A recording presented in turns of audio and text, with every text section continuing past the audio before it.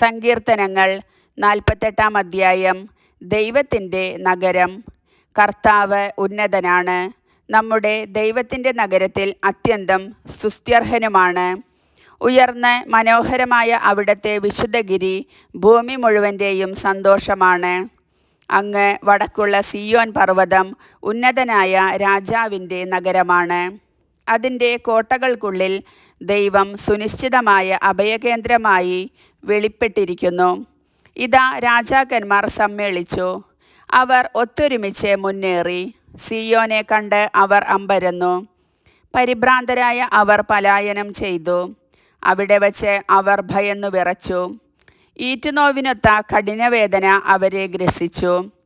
കിഴക്കൻ കാറ്റിൽപ്പെട്ട താർഷീഷ് കപ്പലുകളെ പോലെ അവർ തകരുന്നു. നാം കേട്ടതുപോലെ തന്നെ സൈന്യങ്ങളുടെ കർത്താവിൻ്റെ നഗരത്തിൽ നാം കണ്ടു. ദൈവം എന്നേക്കുമായി സ്ഥാപിച്ചിരിക്കുന്ന അവിടുത്തെ നഗരത്തിൽ തന്നെ. ദൈവമേ, അങ്ങയുടെ ആലയത്തിൽ ഞങ്ങൾ അങ്ങയുടെ കാരുണ്യത്തെ ധ്യാനിച്ചു. ദൈവമേ, അങ്ങയുടെ നാമമെന്ന പോലെ തന്നെ അങ്ങയുടെ സ്തുതികളും ഭൂമിയുടെ അതിരുകളോളം എത്തുന്നു. അവിടുത്തെ വലം കൈ വിജയം കൊണ്ട് നിറഞ്ഞിരിക്കുന്നു. സിയോൻ മല സന്തോഷിക്കട്ടെ. അങ്ങയുടെ ന്യായവിധികൾ മൂലം യൂദായുടെ പുത്രിമാർ ആഹ്ലാദിക്കട്ടെ.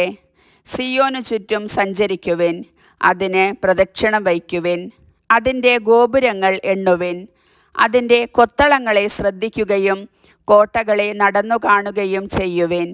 ഇവിടെയാണ് ദൈവം. ഈ ദൈവമാണ് എന്നേക്കുമുള്ള നമ്മുടെ ദൈവം.